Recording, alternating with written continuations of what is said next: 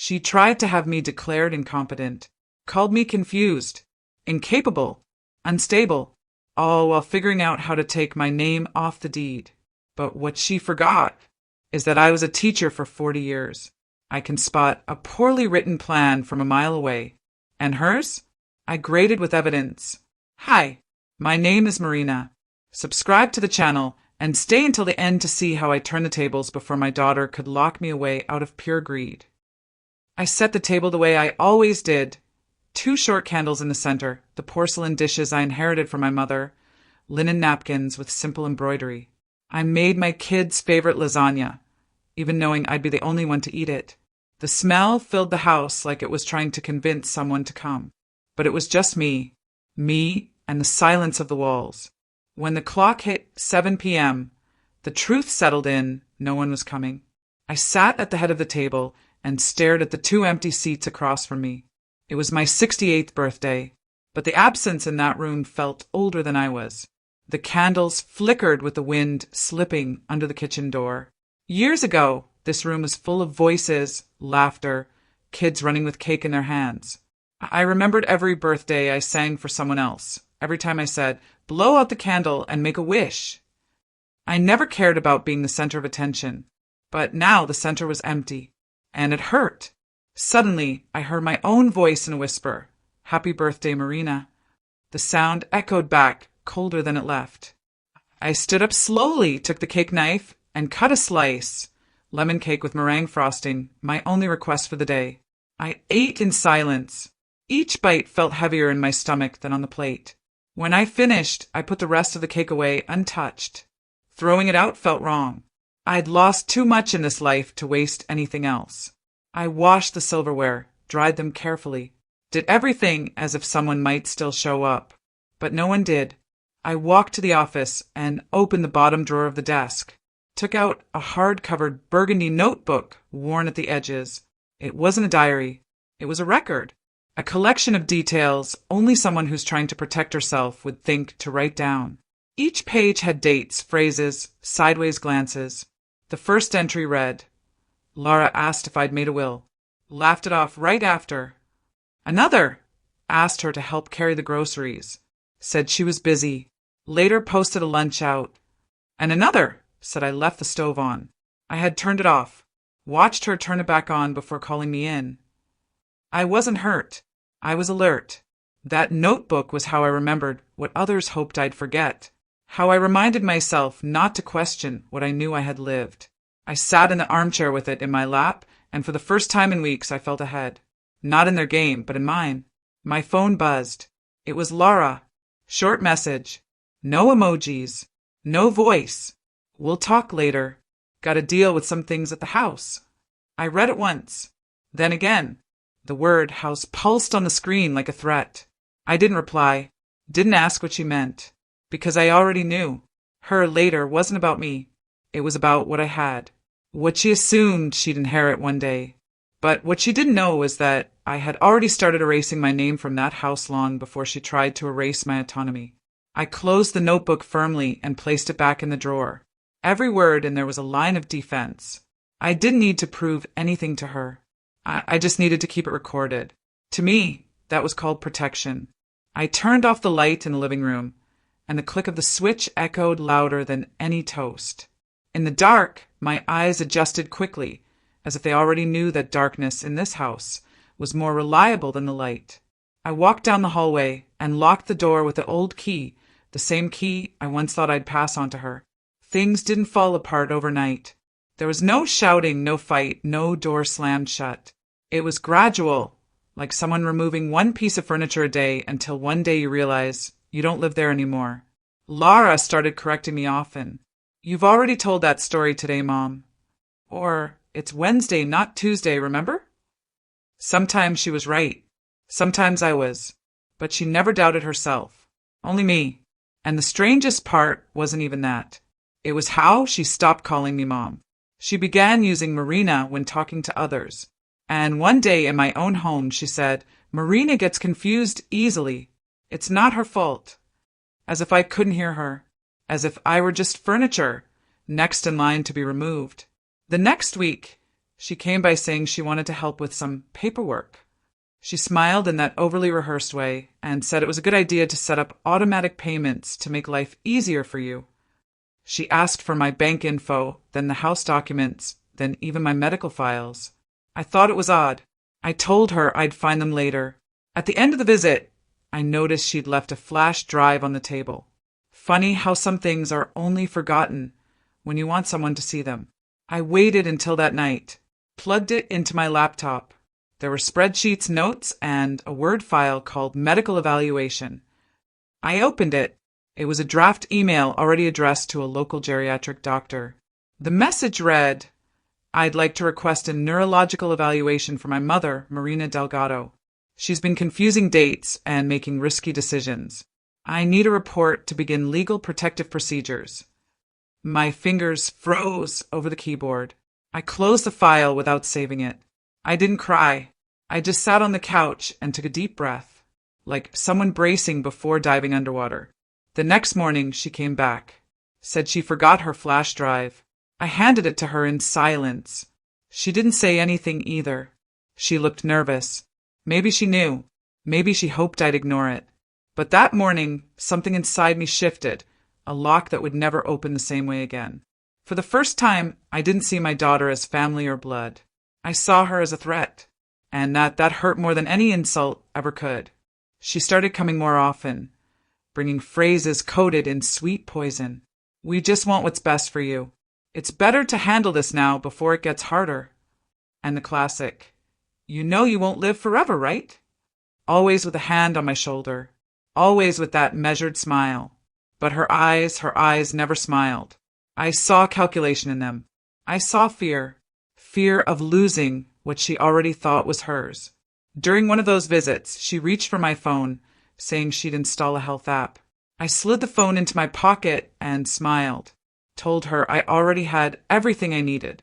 Her face tightened for a moment, and that's when I knew I had to act, not with shouting, not with drama, but with strategy, like a teacher preparing the lesson before the student even knows the subject. I waited for her to leave. Then I went to the bookshelf and pulled out my old school binder. I opened an envelope where I used to store old bills and found the card of a former coworker. Lidisha, now a lawyer. Life's funny like that.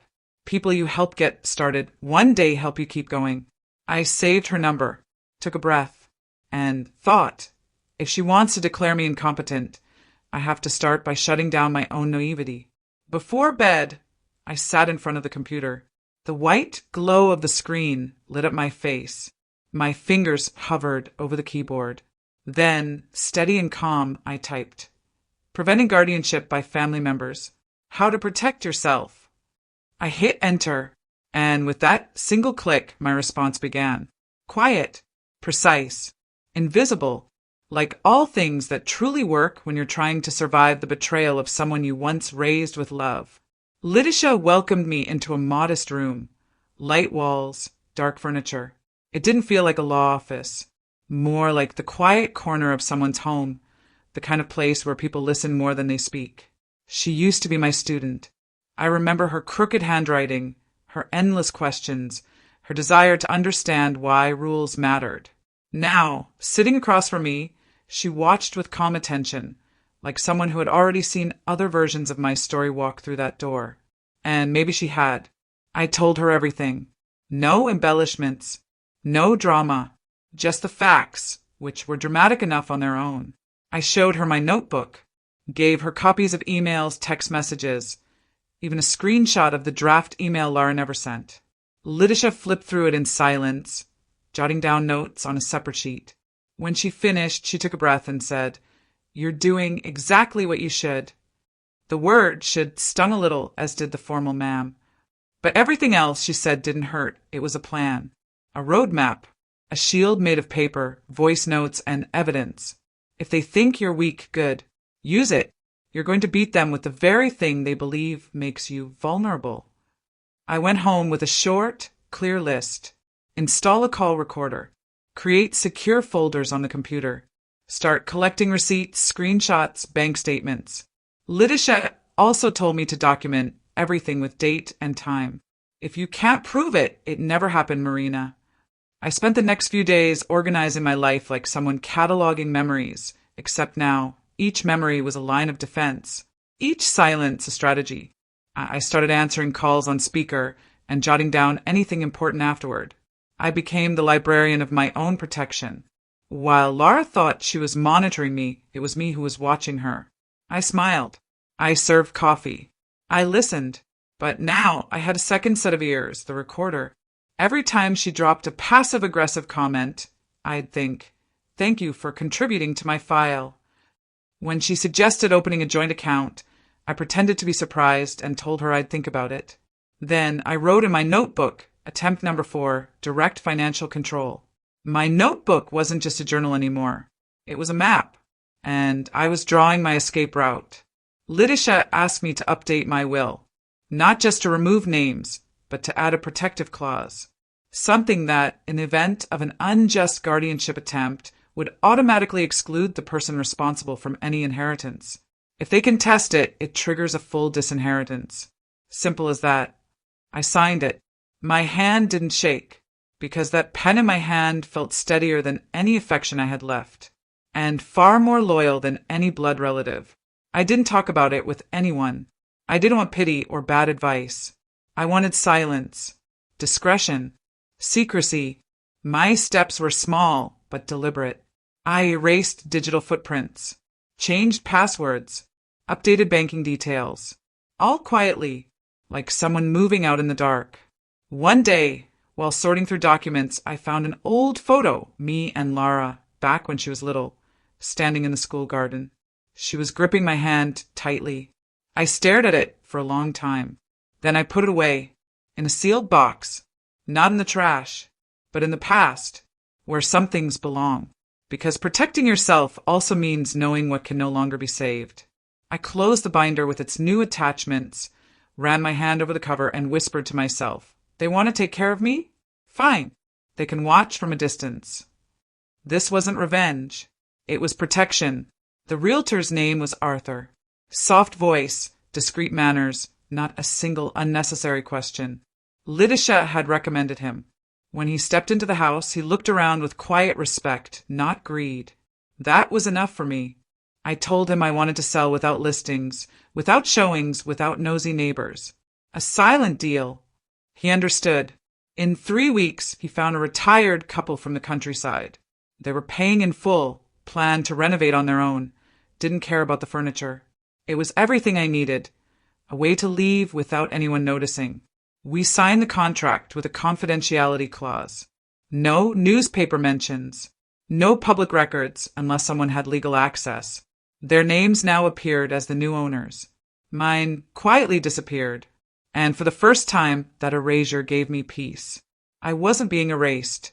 I was erasing myself from their narrative, from their expectations, from their inheritance plans. I filed a copy of the contract in a folder marked L for Liberty. No one knew. Not the neighbors. Not my friends. Not Lara. The house looked the same on the outside. That was part of the plan. With the money, I rented a small, bright corner apartment, a living room with a balcony, a narrow but charming kitchen, and a little backyard garden with a tall tree. Every morning, a bird would sing there as if saying, "Welcome."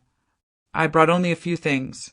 My reading chair, my tea set, one suitcase of clothes, and my notebook. The childhood photos? I packed them in sealed boxes. I couldn't tear them up, but I didn't want them with me either. They belonged to a time when love wasn't a transaction. I left the old house fully furnished. To anyone walking by, it still looked like I lived there. The curtains remained drawn. The garden was maintained by a caretaker hired by the new owners. The lights on a timer. It was almost a stage. And I, gone from the script, a ghostly presence in the routine of someone who thought they still knew where to find me. Every now and then, Laura would text something vague. "I'll swing by tomorrow." I'd reply with an emoji. Or not at all. She thought it was emotional distance. She had no idea it was physical. The new apartment smelled like fresh paint and new beginnings. Every corner whispered, "You can still be new at something." I started wearing a simple necklace with a small, thin locket. Inside, I kept the key to my new home. a secret between me and the cold piece of metal that now meant more than any family ring. Sometimes I'd touch it like a talisman. It was my anchor, my daily reminder that I wasn't a victim. I was the author. The first nights I slept light. No dreams of children. No courtrooms. No knocks at the door. The silence felt friendly here. And the solitude wasn't pain. It was choice. I washed dishes in silence, alphabetized my bookshelf, brewed ginger tea, opened my notebook, and wrote one short line, no date. The house is no longer mine. And that gave me something the deed never could control. Days later, I got a message from Laura. Mom, I need to talk to you about the house. I stared at the screen, then looked out the window. The sun hit the garden leaves with such peaceful brilliance, it almost made me angry. I took a deep breath. Didn't reply. I didn't need to. What she wanted no longer existed. What she thought was hers now belonged to someone else. And what was mine now lived in a place she couldn't enter without an invitation or a key. I sat out on the balcony, tea still warm in my hands, and watched the sky between the trees. The wind danced with the sheer curtain in the living room. And there, alone, with no witnesses, no words, I smiled.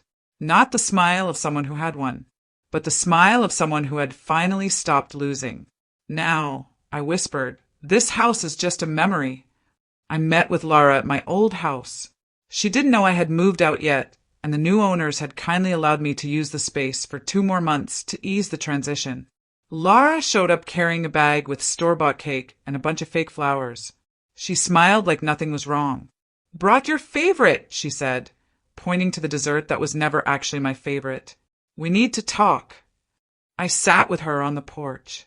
The sunlight touched the plants gently, but her words had thorns. I'm worried about you, Mom. Really worried. She asked how I was feeling, if I had been sleeping well, if I had been mixing up names. I tried to smile, but something in her eyes didn't match the words. Compassion that calculates is something else entirely. A few days later, going through call recordings from my landline, I found it, the call Laura had made. A cold, calculated request to a local psychiatric clinic. She used my full name, social security number, and old address. Said she needed to initiate a cognitive assessment just in case. Never authorized. Never mentioned to me. I sent the audio to Lidisha, along with the call history. Her reply came hours later. Logged. Archived. We're building the puzzle. Funny how that gave me more comfort than any hug ever could. Not that I wanted war. I just didn't want to be unarmed when I'd already been marked as the target. From that day on, I checked everything with my lawyer's help. Emails, notifications, statements. That's how I found a suspicious login attempt on my old bank account. The request was under Lara's name, but the IP address came from a co-working office. That same night, I changed every password. 2-step verification, facial recognition, new security questions. Nothing tied to my childhood. Nothing about my children. Nothing about my mother. I chose phrases only I would understand. Codes that can't be cracked by a family tree. Lidisha advised me not to confront her. She needs to believe she still has a chance. That will help us. And I understood. Silence was my shield. My calm her trap. A few days later, the bank sent me an alert. Suspicious activity detected. I logged in and saw it. Someone had requested a duplicate statement using my name, but a different phone number and email. Sloppy, but still a threat. I documented everything. Printed it. Took screenshots. Filed it all in a plain folder. No title, just a label on the spine. Attempts. With every move she made, I solidified my next one. And that's how I learned. You don't beat someone by shouting louder. You win by documenting better. I built a routine. Every Saturday morning, I reviewed my files. A cup of tea beside me. The recorder nearby. My updated password. List open. I became the secretary of my own survival. No room left for naivety. Only strategy. At the end of that week, I printed a form Lidisha had prepared. Report of attempted financial fraud by a trusted family member. In the bottom corner, one field. Relationship to perpetrator. I wrote firmly. Biological daughter. No active bond of trust. I folded the paper slowly, placed it in a white envelope, sealed it, wrote in blue ink, "Open if necessary." I sat at the table, now with real flowers from my new garden, and thought, who says the first blow has to come from me? Hers already did. Mine is just protocol. And protocol, unlike impulse, never fails. Just a few days before I had to leave my old house for good, the doorbell rang at 9 in the morning. I opened the door to find a man in a worn blazer, neutral expression, holding a folder. "Marina Delgado?" I nodded. He handed me a sealed, stamped brown envelope. "Court summons. Signature here, please." I signed. He thanked me and left without another word. I closed the door calmly. The envelope felt heavier than it was. I sat at the kitchen table, placed the teapot beside me, and opened it. Large bold letters at the top, petition for partial guardianship. I read each line like a teacher grading an essay from a student who never listened. It said my daughter, Lara Delgado, was filing for civil incapacity. She claimed memory lapses, moments of confusion, poor financial decisions. She requested urgent temporary guardianship and control of my assets to ensure the safety of the biological mother. That phrase, biological mother, scratched deeper than anything, as if being a mother was just a clinical fact, as if love could be filed away along with my name. I set the document aside, opened the bottom drawer, and pulled out the gray folder. Inside were copies of the house sale, my current lease, updated bank statements, call recordings, screenshots of unauthorized access attempts. Everything organized by tab, date, and category. Lidisha had taught me to build what she called a pre-hearing dossier. It's not enough to say you're fine. You have to prove you're sharp enough to defend yourself. And I was more and more each day. I called Lidisha. She picked up before the third ring. "I got it," I said. A second of silence passed on her end. "Perfect. This plays in our favor." She noted the date of the preliminary hearing and said with the voice of someone who's seen families fall apart in courtrooms, "You'll walk in silent and walk out with your freedom intact." I smiled, not out of optimism, but out of trust. Trust is what remains when they've tried to break you and you're still standing. That afternoon, I sat on the couch with my notebook. I took my blue ink pen and wrote the sentence with careful handwriting, almost like drawing it. She tried to declare me incompetent, but it was her who couldn't see anymore. I closed the notebook and took a deep breath. There was no anger, no sadness, just a certainty that ached like bones in winter. Love that doesn't respect your clarity is nothing more than self-interest in disguise. I spent the next few days in silence. I didn't call anyone. I didn't tell my sister. I didn't ask for advice. I went grocery shopping as usual, watered the plants, wrote letters I never mailed. It felt like preparing for the entrance exam of a life that was already mine, but someone was trying to steal by force. I, a retired teacher, had to prove I knew what to do with my money. But I didn't need to prove I knew what to do with my heart. That she hadn't had access to in a long time. I picked out my outfit for the hearing, simple but flawless. Low-heeled shoes, a light blazer, my necklace with a key. Not to impress, just to remind myself of who I was. I brought a second copy of the documents in a spare folder. If the system wanted to see a lucid woman, I'd show them a woman more prepared than any heir had ever been with her. The night before, I reviewed every page, folded the corners of the medical reports, attached a handwritten note from my old doctor. Patient is fully functional, oriented, and independent. I left the folder on the table next to the tea. When I went to bed, there was no anxiety, just a quiet exhaustion, like reaching the end of a long walk, knowing the last step is merely a formality. Because deep down, I was already free. The court just needed to realize it too. The room was cold, windowless, with pale walls and chairs seemingly designed for discomfort. I sat at one end of the table, Lidisha by my side. Lara walked in with subtle makeup and eyes already glistening. She wore a dress that reminded me of the days we still pretended to be close. She sat across from me, next to a lawyer far too young to grasp what was truly at stake. The judge entered, shuffled some papers, and began, "We'll hear from the petitioner first." And just like that, the performance began. Lara spoke in a trembling voice, slow and calculated, picking her words like captions for social media. My mother has been acting strangely. She's confused. She's isolated herself. She's been selling items from the house without telling us. I'm afraid she's being taken advantage of. She pulled a tissue from her purse, forced a tear. I just want to protect her. Her lawyer nodded along like that was enough. The judge kept a neutral expression. Letitia didn't blink. I simply watched, like someone sitting through a bad play for the second time. Mrs. Delgado, the judge said, do you have anything to say? I reached into my purse and pulled out an envelope. That was all. I handed it to the bailiff, who brought it to the judge. He opened it, read for a few seconds, furrowed his brow, then looked up. You sold your house 2 months ago? I nodded calmly. Yes, and I'm still clear-headed enough to know who doesn't truly love me.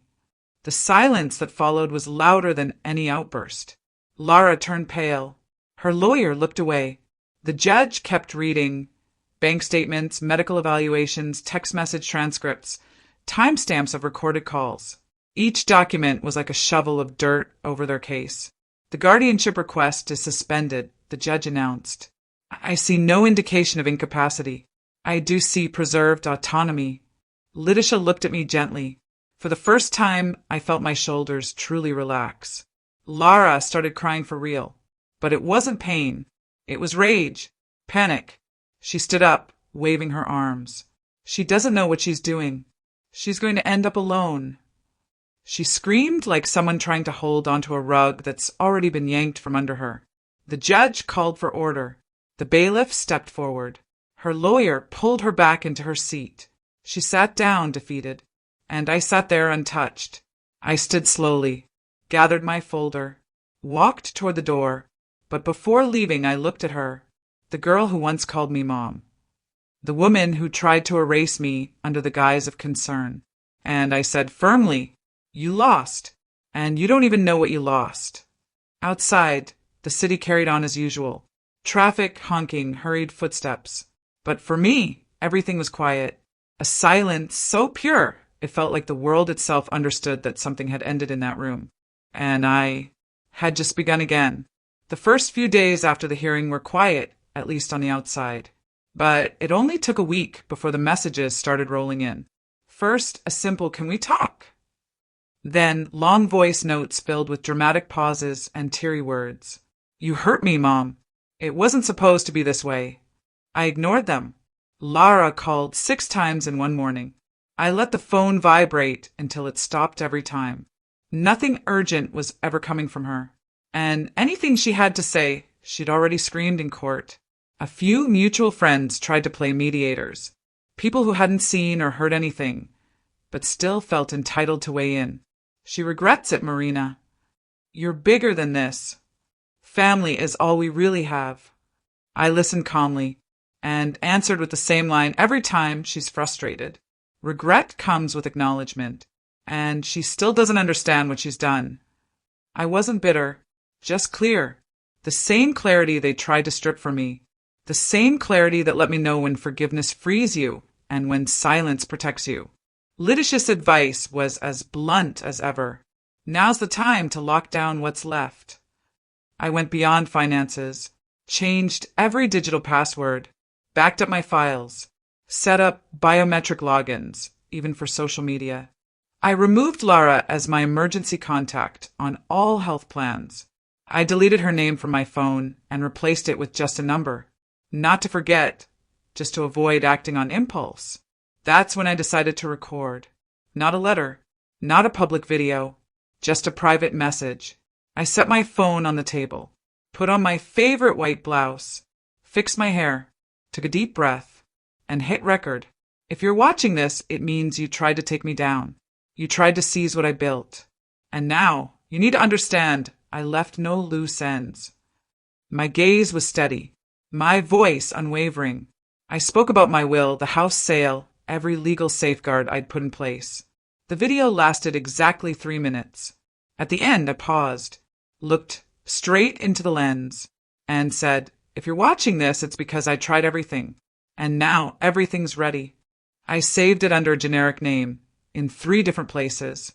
One on an encrypted cloud, one on a flash drive stored with a folder labeled Attempts, and the third on a second drive with my lawyer. That night, in my new apartment, I watered my plants with classical music playing softly in the background. Made soup. Left the balcony door open. It felt like the world finally understood. I wasn't vulnerable anymore. No one could walk through my front door with a fake bouquet and walk out with my dignity again. Lara, somewhere, might have been rewriting her version of events, but I had already finished mine. The landline rang once, twice, 3 times. I didn't answer. Sometimes freedom sounds like a silent phone in the middle of your living room, and silence feels like confirmation that you're finally home, even if the house is different, even if home now lives inside you. The morning was clear when I opened the wooden box tucked deep in the back of the closet. Inside were the records of a life. Old photographs, childhood voice recordings of my kids, handwritten notes in shaky script. Also there, the court documents, screenshots of conversations, reports from the house sale, receipts from the life I'd rebuilt. I sorted everything into categories and placed it in a larger, sturdier folder. It was the final piece of a puzzle I'd been quietly putting together. I took it all to Lidisha, who was waiting in her office with hot coffee and sharp eyes. "You ready?" she asked. I nodded and handed her the folder. Then we began, clause by clause, name by name. Some changes were simple, removing beneficiaries, rearranging minor items. But one, in particular, made Lidisha glance up. "Are you sure you want to include this?" I smiled. "Absolutely. And it needs to be written in bold." It read, "Any attempt at guardianship, unauthorized seizure of assets, or verbal or physical abuse toward the testator will result in immediate and irreversible disinheritance." Lidisha read it twice, then nodded. This could set a precedent. I shrugged. Someone has to be the first. The pen moved across the paper, name after name, signature after signature. When we reached the section for direct removal, I paused. Lara Delgado removed. I didn't cry. I didn't hesitate, because that decision wasn't born of anger, but clarity. Broken trust is like shattered glass. You might try to piece it back together, but it'll never be whole again. Instead, I added a new clause, a foundation in my name. Invisible Women Fund. A scholarship for elderly women who've suffered family abuse. It was already registered. Account opened. Seed money secured. Lidisha smiled. "That's the best part of this will." In the attachment left for Lara, I wrote only one sentence. An inheritance isn't a reward. It's a matter of trust. Nothing else. Because if she didn't understand what she lost in that courtroom, she wouldn't understand it in words either. The note was sealed in an envelope. I left it with Lidisha to file away with the rest. I didn't want to see it again. My part was done. We closed the folder. Lidisha affixed a metallic blue seal to the front, with a date and an authentication code. This wasn't just a will, it was a declaration of sovereignty, a legal confirmation that my life was no longer up for emotional negotiations or family blackmail. It was finally the reflection of the woman I had become after having to protect myself from the woman I had raised. When I left the office, the sky was beginning to cloud over, but I felt light. Each step to my car felt like a departure from everything I once was out of obligation, and a quiet return to everything I now chose to be. In the back seat, the blue folder rested like a sealed vault, and for the first time in a very long while, I slept that night without leaving the hallway light on. The intercom buzzed at exactly 10:13 a.m. The voice was unmistakable. "It's me. I need to talk to you." For a moment, my body froze. I took a deep breath, walked to the corner of the living room, and grabbed the small recorder. Lidisha had already advised me it's legal in self-defense. I turned it on, hid it between the books on the shelf, and unlocked the front gate. Lara came up without waiting for an invitation. She walked in like she still believed she had the right to invade, even though she'd never been truly welcome to stay. She scanned the apartment like it was a cheap replica of the old house. "So this is where you live now?" Her tone carried more contempt than curiosity. I didn't answer. I simply gestured toward the empty chair across from me. She sat down hard, and the tears came faster than before. "You can't just cut me off like that. I'm your daughter." I stayed quiet for a moment, then replied calmly, "And I was your mother. Do you remember that before you tried to have me committed and take everything I built?" She tried to pull herself together, claimed she was sorry, that she'd been misled, that it all happened in the heat of the moment. Every word was like a bullet aimed at a target that had already stepped out of range. "Do you understand what you did?" I asked. "You tried to declare me mentally unfit. You went after something that wasn't yours. And now you want to talk about family." Lara cried, but it wasn't sorrow, it was panic. She was just beginning to realize her biggest mistake wasn't trying to take me down. It was underestimating me. Then her tone shifted. "You can't do this to me. I'll sue. This isn't over." I didn't raise my voice. I simply slid an envelope across the table. Inside was a copy of the behavioral clause from my will. She read it. Her hands trembled.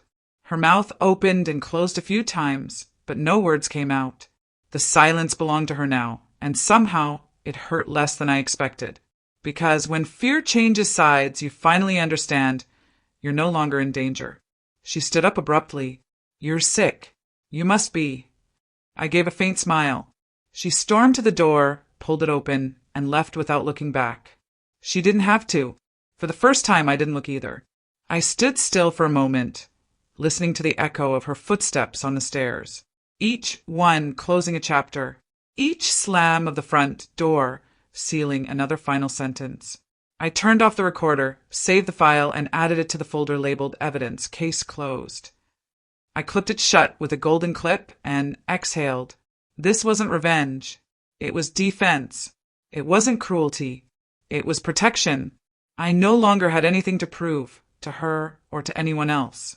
What I protected was the little that was left of me after years of giving everything and getting nothing in return. That night, I lit a small candle on the balcony. Not to mourn, but to honor life. Because some losses don't need a ceremony, just silence. And what comes after that silence is peace.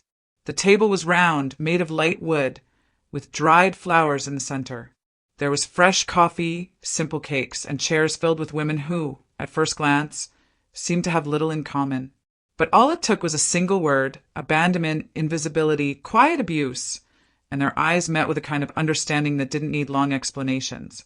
I was among them, not as a counselor, not as a victim.